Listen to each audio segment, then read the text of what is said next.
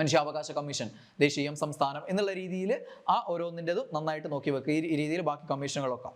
അതുകൂടാതെ hi friends, അപ്പോൾ secretariat ഓയ പരീക്ഷയ്ക്ക് നിങ്ങൾ നോക്കിയിരിക്കേണ്ട ഏറ്റവും പ്രധാനപ്പെട്ട ഏരിയകൾ, അവസാനഘട്ട റിവിഷനിൽ ഏതൊക്കെ ഏരിയകൾക്ക് പ്രാധാന്യം കൊടുത്താൽ നമുക്ക് കൂടുതലായിട്ട് മാർക്ക് സ്കോർ ചെയ്യാം, അതിന് നിങ്ങൾക്ക് സഹായിക്കുന്ന ഒരു ബ്ലൂ പ്രിന്റ് ആണ് നമ്മൾ ഇന്ന് ഉദ്ദേശിക്കുന്നത്.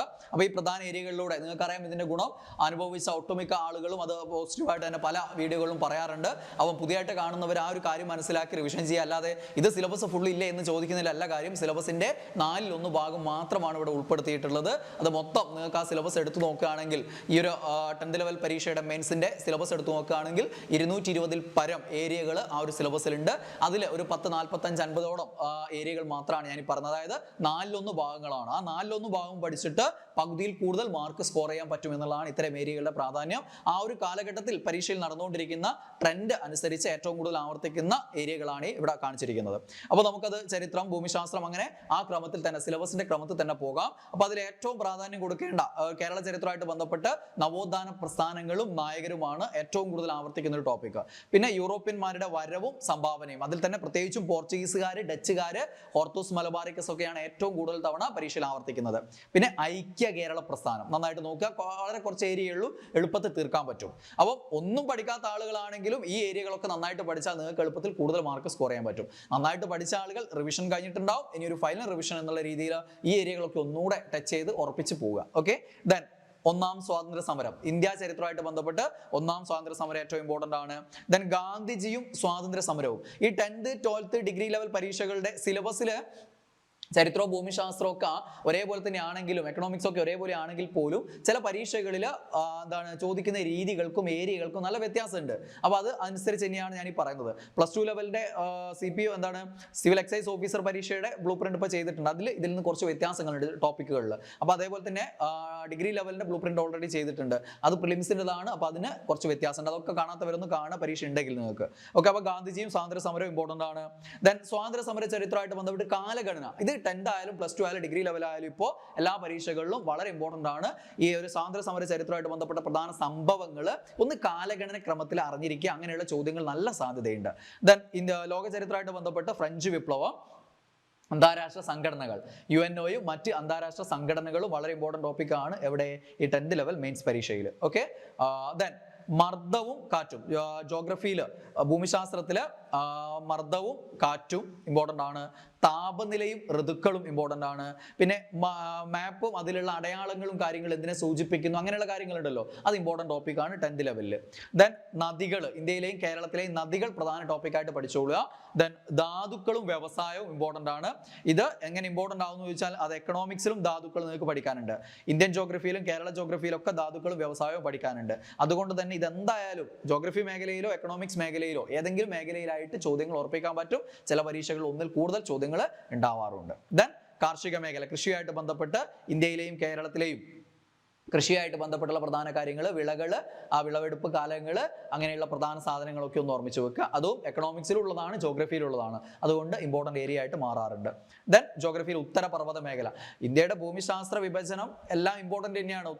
ഉത്തരപർവ്വത മേഖലയും ഉത്തരമഹാസമതലവും ഉപദ്വീപീയ ഇന്ത്യയും തീരപ്രദേശം ഒക്കെ ഇമ്പോർട്ടൻ്റ് ആണ്, മാറി മാറി ചോദിക്കാറുണ്ട്. പക്ഷെ കൂടുതൽ തവണ ചോദിച്ചിട്ടുള്ളത് ഉത്തരപർവ്വത മേഖല ആയതുകൊണ്ട് ഇവിടെ അത് പറഞ്ഞത് മാത്രമേ ഉള്ളൂ. അപ്പോൾ അത് നന്നായിട്ട് നോക്കുക. പിന്നെ ഗതാഗതം, ഇന്ത്യ കേരളം ഗതാഗതം, പ്രത്യേകിച്ചും ജലഗതാഗതം വളരെ ഇമ്പോർട്ടൻ്റ് ആണ്.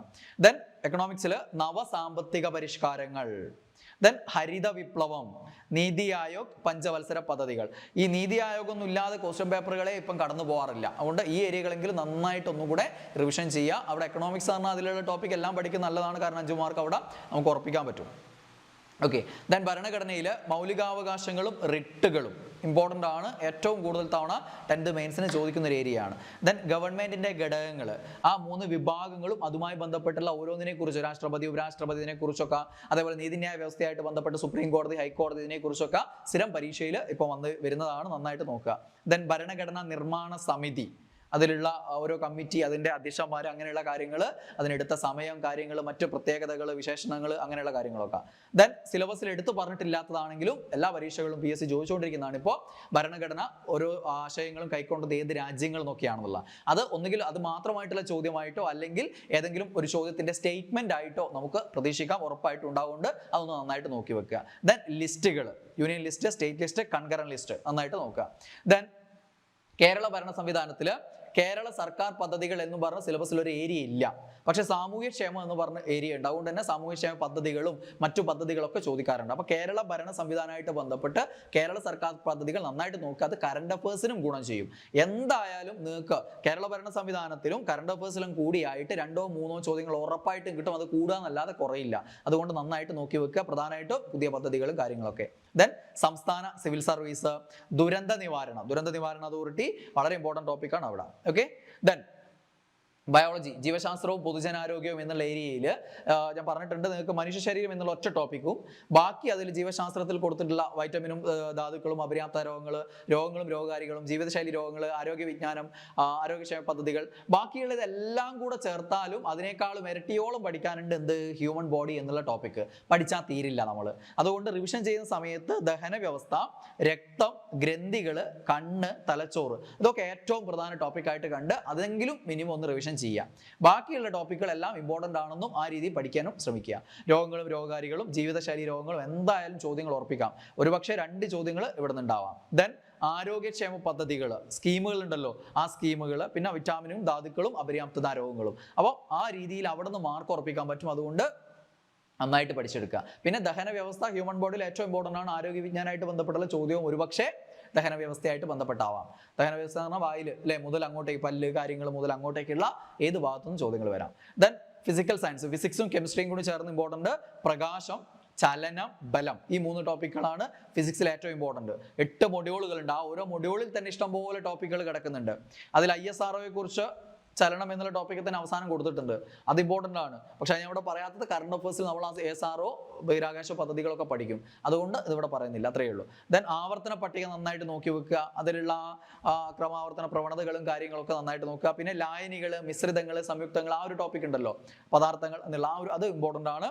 പിന്നെ ആസിഡും ആൽക്കലിയും ഇമ്പോർട്ടൻ്റ് ടോപ്പിക്കാണ്. പ്രത്യേകിച്ചും ആസിഡ് ഏറ്റവും ഇമ്പോർട്ടൻ്റ് ടോപ്പിക്കാണ്. ലെവിസ് ആസിഡും കാര്യങ്ങളൊക്കെ നന്നായിട്ട് നോക്കി വെക്കുക. ദെൻ കലാകായികം സാഹിത്യം എന്നുള്ള ഒരു ഏരിയയിൽ, സാംസ്കാരികം എന്നുള്ള ഏരിയയിൽ അവാർഡുകൾ, സാഹിത്യം, കായികം, സിനിമാ മേഖലയിലൊക്കെയുള്ള അവാർഡുകൾ നന്നായിട്ട് നോക്കുക. അത് കറണ്ട് അഫേഴ്സിലും ചോദ്യം വരാം, ഈ ഒരു ഏരിയ എന്നുള്ള ചോദ്യമായിട്ടും വരാം.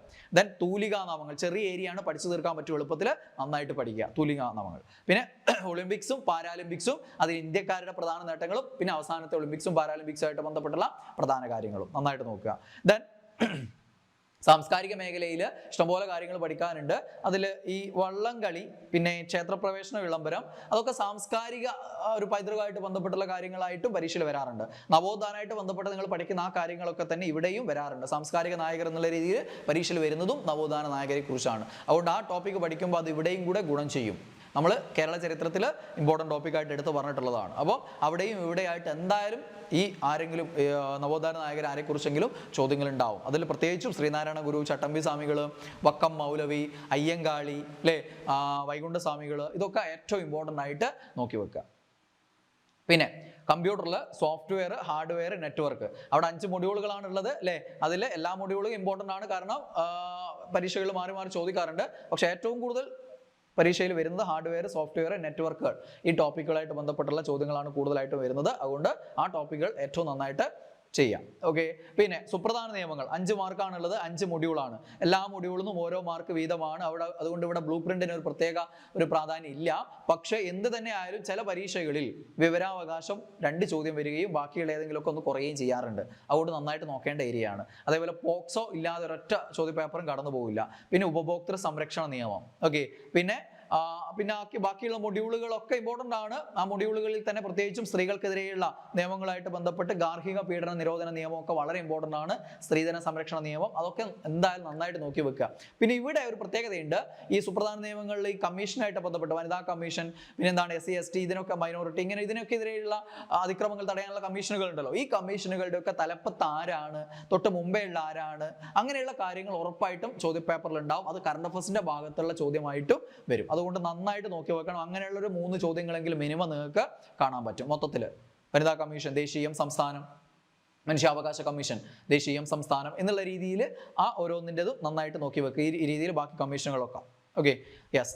കറണ്ട് അഫയേഴ്സിന്റെ കാര്യത്തിൽ ഞാൻ ഈ പറഞ്ഞ കമ്മീഷനുകളും കാര്യങ്ങളും ഏറ്റവും ഇമ്പോർട്ടന്റ്. അത് കൂടാതെ സൂചികകൾ, മാനവ വികസന സൂചിക, മാനവിക സന്തോഷ സൂചിക, ഇങ്ങനെയുള്ള സൂചികകളുടെ എക്കണോമിക്സിലുള്ള മറ്റ് സാമ്പത്തിക മേഖലയായിട്ട് ബന്ധപ്പെട്ടുള്ള സൂചികകളുണ്ട്. അതേപോലെ നീതി ആയോഗിന്റെ കണക്കെടുപ്പിൽ ഏതൊക്കെ സംസ്ഥാനങ്ങളാണ് ആദ്യം വരുന്നത് എന്നുള്ള കാര്യങ്ങൾ, അങ്ങനെയുള്ള കാര്യങ്ങൾ വളരെ ഇമ്പോർട്ടന്റ് ആണ് കറണ്ട് അഫയേഴ്സിലെ കാര്യത്തിൽ. പിന്നെ ഏറ്റവും കൂടുതൽ തവണ ചോദ്യങ്ങൾ ആവർത്തിക്കുന്ന, ഏറ്റവും കൂടുതൽ ചോദ്യങ്ങൾ ഉണ്ടാവുകയും ചെയ്യുന്ന ഏരിയയാണ് ബഹിരാകാശ ഗവേഷണവും പ്രതിരോധ ഗവേഷണവും. ഇത് രണ്ടും കൂടി ഒട്ടുമിക്ക പരീക്ഷകളിലും എന്തായാലും ചോദ്യം ഉറപ്പിക്കാൻ പറ്റും എന്നുള്ളതാണ്. 1-2 ചോദ്യങ്ങൾ തന്നെ ഉണ്ടാവും.